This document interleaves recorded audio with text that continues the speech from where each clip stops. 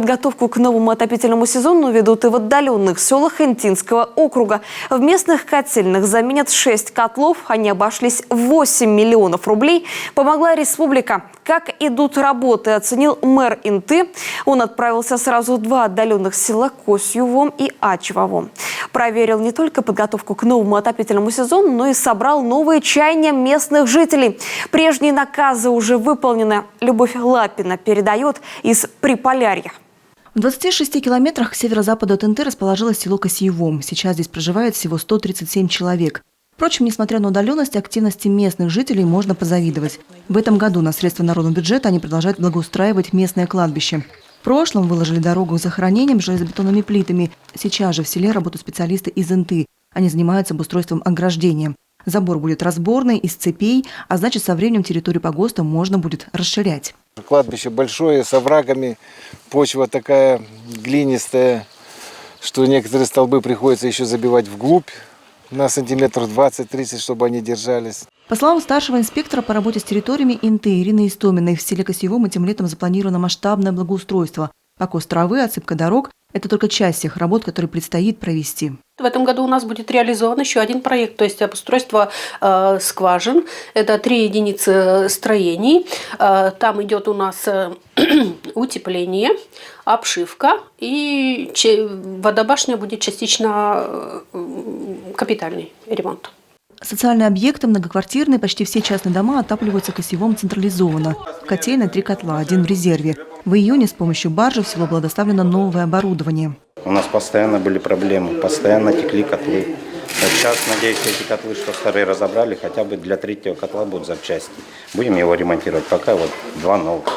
Всего же в Интинском округе к новому отопительному сезону в течение лета заменят 6 котлов. Оборудование уже приобретено и доставлено не только в Косьювом, но и в поселке Абис и Верхняя Инта. Обновление обошлось в 8 миллионов рублей, помогла республика. Само же оборудование приобрели у отечественного производителя в Ижевске. Это трубчатые котлы, а стояли у нас чугунные, секциями собирались. Ну-ка, можно сказать, как батарея. А вот с приходом осени местная школа не откроет свои двери. Но не потому, что здание не готово. Детей нет. Косьювомская школа, мы вынуждены были ее закрыть, потому что деток уже совсем не осталось. Все разъехались детки, уже доучились. Вот, поэтому, но сама школа, само здание будет функционировать, потому что здание в хорошем техническом состоянии. Планируем перевести туда сельский дом культуры, который был до этого в деревянном здании, поэтому ему будет очень удобно и комфортно в теплом здании, которое отапливается. Также библиотеку. В прошлом году в рамках соцпартнерства Косьювом провели реставрацию мемориальной композиции «Коленопреклонный воин» в память погибших в годы Великой Отечественной войны. Но покрытие памятника не выдержало суровых северных погодных условий. Краска облезла.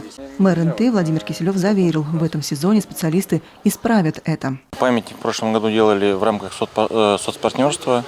Газовая компания нам выделяла денежные средства. Организация подрядная его сделала с гарантийным сроком, поэтому видим, что есть места, которые нужно переделать. Значит, в этом году, в летний период, они это сделают. Из Косьювома в Адзивовом. Село расположено на правом берегу реки Уса, основано в 1880 году.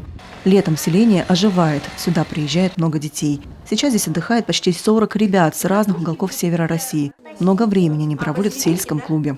Мы на площадке каждый вечер. Лапта, я уже это слово слышать не могу. Потому что каждый вечер лапта, футбол и, конечно же, прятки. Прятки играем все вместе. Я тоже играю в прятки вместе с ними. Приезда главы округа, руководителя администрации Владимира Киселева жители очень ждали. Активисты села собрались в сельсовете на сход. Многие из прошлых наказов жителей были исполнены. В 2021 году селу подарили мотокосу, был выполнен покос травы на общественных территориях. Эта работа продолжится и в этом сезоне. А еще этим летом здесь обновят обелиск павшим в годы Великой Отечественной войны. Старый монумент уже невозможно отремонтировать, поэтому было решено установить новый. Денежные средства, 500 тысяч рублей, удалось найти благодаря спонсорской помощи. Здесь, конечно, огромное спасибо Попову Александру Николаевичу, который добивался выделения денежных средств. Денежные средства выделили. Сейчас мы согласовали эскиз памятника. Жители все согласились. И сейчас в ускоренном темпе запустим в работу. И за это лето мы сделаем.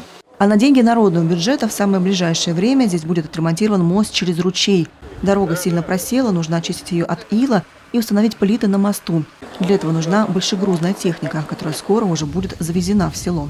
Любовь Лапина, Наталья Домих, Евгений Михалкович, телеканал Юрган, Инта.